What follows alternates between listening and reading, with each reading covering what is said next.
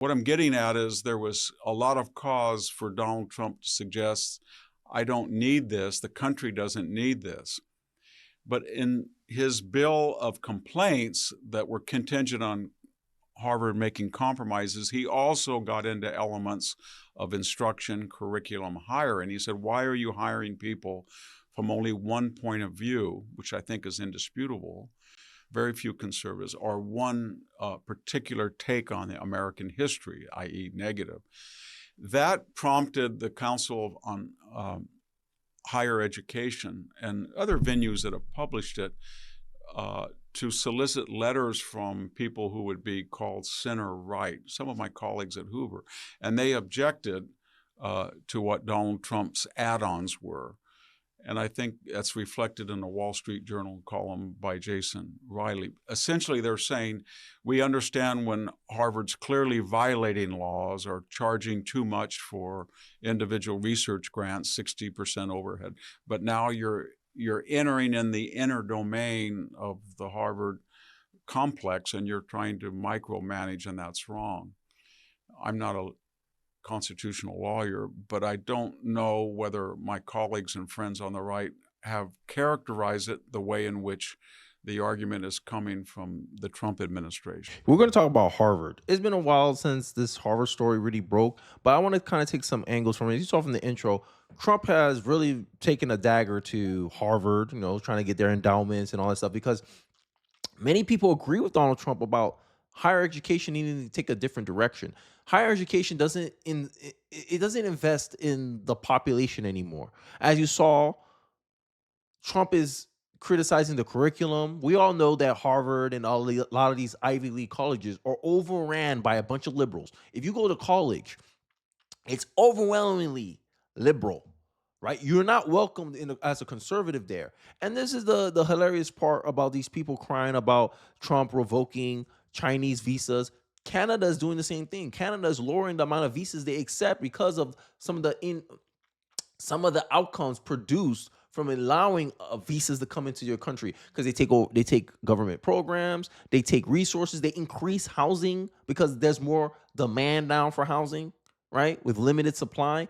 Canada admitted this when they lowered their visa programs for colleges, right? And there's another concern that Trump has. If you don't know why Trump administration is revoking visas of Chinese students, this will help you. It includes espionage, including an allegedly by the Chinese Elon Musk, right? Because these students, right, and this is the problem. I think this is kind of still falls under Trump's kind of philosophy, America first. You have students from foreign countries taking up spaces in universities. Now, I don't have a problem with that, but it's pause for some type of concern that higher education is going in the wrong direction. And I'm not the only one thinking this. Americans as a whole think this too. I think going into this, I think a lot of Americans thought that higher ed needed a nice kick in the rear end. What am I talking about here? Well, why don't we take a look at high confidence in higher education? You go back a decade ago, 57% of Americans had high confidence in higher education. Look at where we are now. That number has plummeted as of last year, down to 36%. We're talking about a 36-point drop among Republicans specifically. Get this, 68% of Americans said that higher education was on the wrong track. So it's a question of whether or not people agree with Trump's tactics, but they definitely agree with him on the idea that there is a problem with higher ed overall. One thing you've heard from President Trump and many Republican allies for quite some time is accusing colleges and universities across the country of not being a friendly place for conservatives, if you will. How do the American public feel? Yeah, so, do colleges have a liberal bias? I think that's really the question here. And what we see in polling after polling after polling is that the plurality say yes.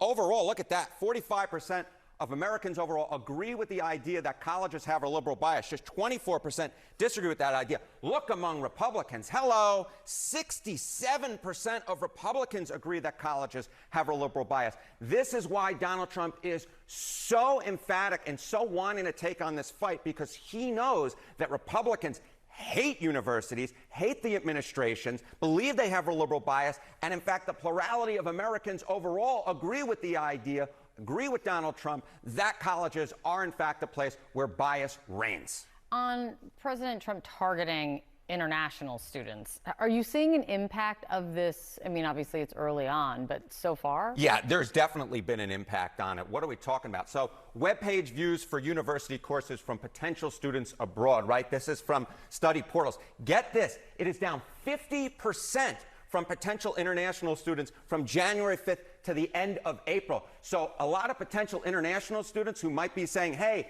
in the past I might want to come to America, saying, no, at this particular point, maybe I'm going to look elsewhere. Maybe I'm going to look at the United Kingdom, for example, because in the United States, we don't feel welcome. It's great to see you, Harry. Thank you so much. So you see 50% drop in foreign students' interest in U.S. universities, right? Now, some people say this may be a problem, but it goes back to what Vivek Ramaswamy had brought up before, is how a lot of these institutions, they don't invest in Americans anymore. It's like they take kids from the brightest kids from other countries, bring them to these universities, and it gives this false facade of prestige, right? It's the same as if a college program took a 18-year-old LeBron James.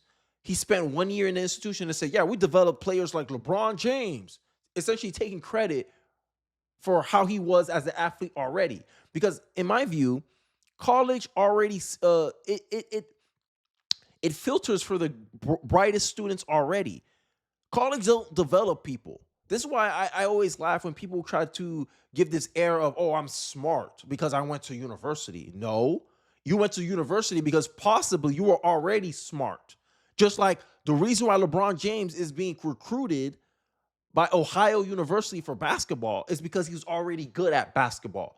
That's my argument for college. College don't really develop people. That's why I say college is a glorified credential system. That's all it is.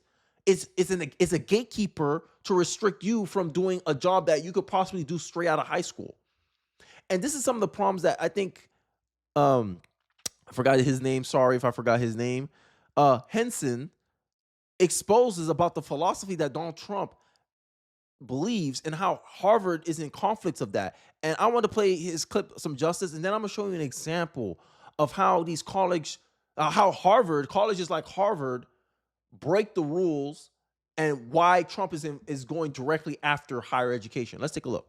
They are saying this is analogous to immigration. When somebody is a guest and applies to come here in a visa, that's an invitation. And we don't have to give reasons why we don't want a particular person to come to the United States. What the federal government does with its money vis-a-vis private education is kind of like an invitation. They invite us to give them money. And sometimes we don't want to do it. Maybe we say we don't like Harvard, we like Fresno State, and we don't have to give you a reason at all. Yeah, and this is the entitlement this is why I say Harvard is losing this one in the public. And from my observation, from the grounds of public opinion, Harvard's losing this one. You're feeling entitled to government money when in the intro I just highlighted that it's indisputable at this point that Harvard has a deep liberal bias. You want taxpayer money from conservatives, independents, libertarians, all these other political groups, tax money to enrich yourself, to push one world ideology, a one world view of the world, a one world view of American history, aka negative history, a negative framing on the American history. And see, these are some of the things that Donald Trump has a problem with the higher education system, that many Americans have a problem with higher education. That essentially it's almost an indoctrination camp. And his framing about the visa, it is an invitation. You invite someone over and you have a lot of these foreign students on foreign visas coming into our country on college campuses, protesting in our political discussions, what's going on in this country. It's like a guest coming in here and tell you how to manage your house. You'll feel disrespected. And this is some of the things that Donald Trump is coming at from a philosophical point of view. This is why when people try to get me with their Trump derangement and they try to get me to hate Trump, I'm like, yo, you're just mad that he has a different philosophy of how things should be in this country. That's it. That's not a reason to hate somebody. That's not a reason to hate somebody. It's craziness. And when I show you the survey, 67% of people of the Republican Party thinks that Harvard is biased. Some liberal will use that as a way, oh, they're conservative, and dismiss it. The same way, and my comeback to that is, it'll the college bias will be the same as if you ask black people if the system is biased against them. If 67% of black people said the system is, they feel that the system is against them, liberals will take that as a substantive data point.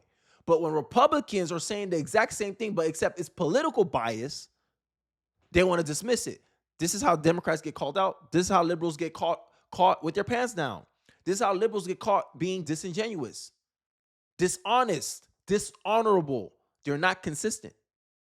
But I digress. Let's continue. Because it's not a requirement. It's a privilege. Some colleges, like Hillsdale, don't take any money. They don't want us to give them money. And so I think the argument from the administration that maybe our right-wing friends are missing is not that the Trump administration doesn't have a right to go in and micromanage. They're just saying, I don't really want to give Harvard any money. They've got $53 billion. They're private. They're not public institutions. But, if they ask us and they want money, then we have to look at why we would give it to them. And it's kind of like Mr. Smith coming from Korea or Mr. Jones coming from Sweden. We look at them and we don't really think they add to the Americans, so we don't have an invitation. It's kind of like foreign aid. Maybe Denmark wants foreign aid, maybe Ghana wants foreign aid, and we look at it and then we're under we can say, well, Denmark, you have to give us Greenland if we want before we give you foreign aid. We're under no requirement to explain every decision we make for an optional gift. That's well said there. Perfectly said. Perfectly said. Because this is the entitlement that liberals have kind of breeded into a lot of their philosophy. I said liberalism is almost a philosophy of entitlement. You feel entitled to everything. Like, make it make sense.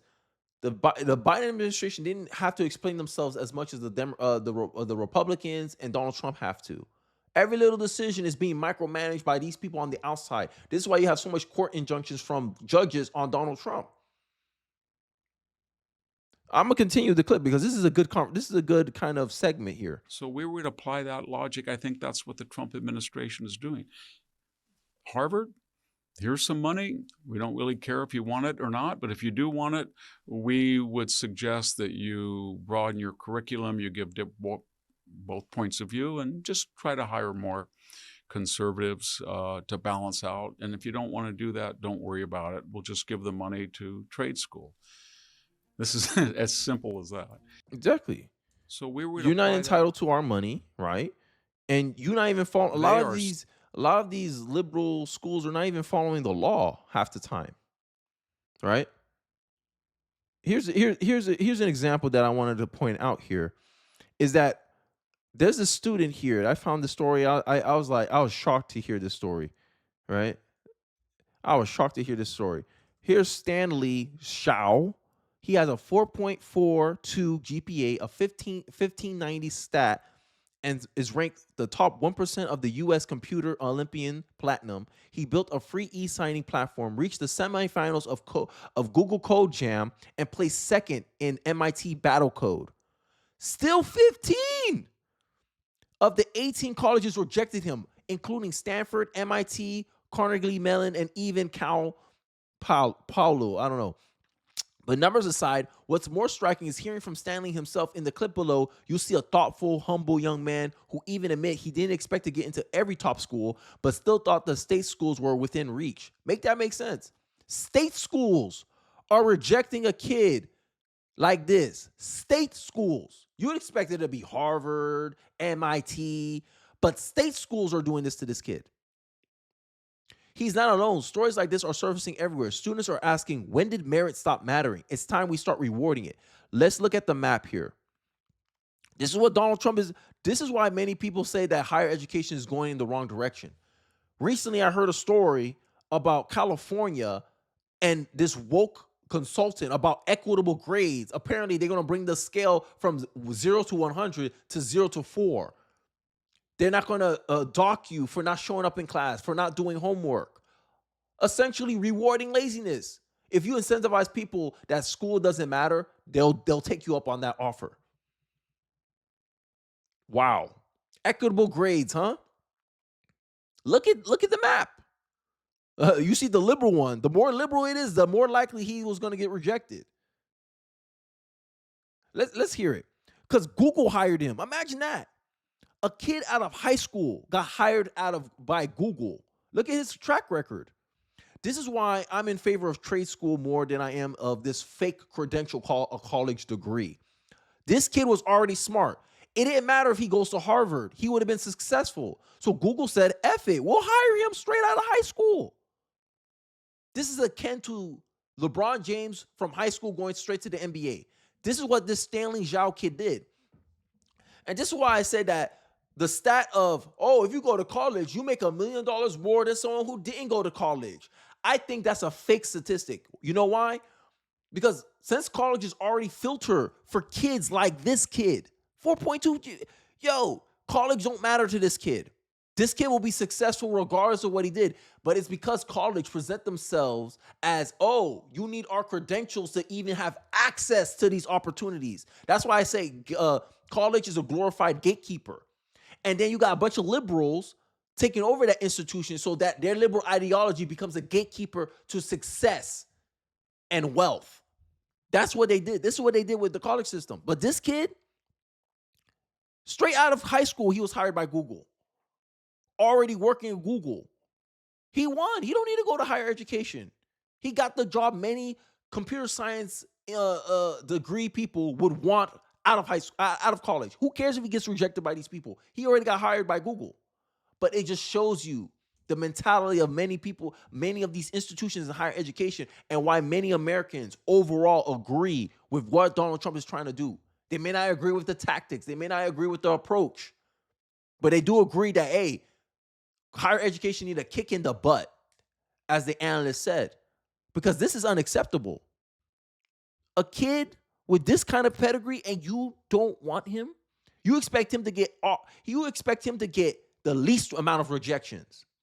But I bet you if he was black, I bet you if he was Hispanic, all this would be green. But because he's part of a population that's the majority in college system, Chinese, Asian descent, white, those are the majority of people in college. They make up the most population. You feel like, we got enough Asian kids in college. We can deny him. We have enough white kids in college. We can deny them. Oh my God, we got a black person. This is it. And in 2022, the Supreme Court stopped this stuff. But look at it now. They're still doing it. And then you get mad when Donald Trump said, nah, we're going to hold out. We're going to hold out on this. We're not going to give you government money. But you feel entitled to government money, but you blatantly disobey it. It's like arguing with your parents. Hey, your parents want you to go to a certain school. You want to go to a different school. Your parents say, hey, look, I'm only going to pay for your college if you go to this school. If you choose to do something differently, expect to pay it on your own. Don't expect your parents to pay for something when you actively went against their decision. That don't make sense. That's essentially what Harvard's trying to do with the government. Government says, hey, you can't racially discriminate against people. What argument do you have against this kid? This is an impressive kid. I see why Google hired him straight out of high school. And you wonder why many corporations are dropping their requirement for a college degree. Google's one of those companies that dropped their requirements for a college degree. That's why they hired this kid.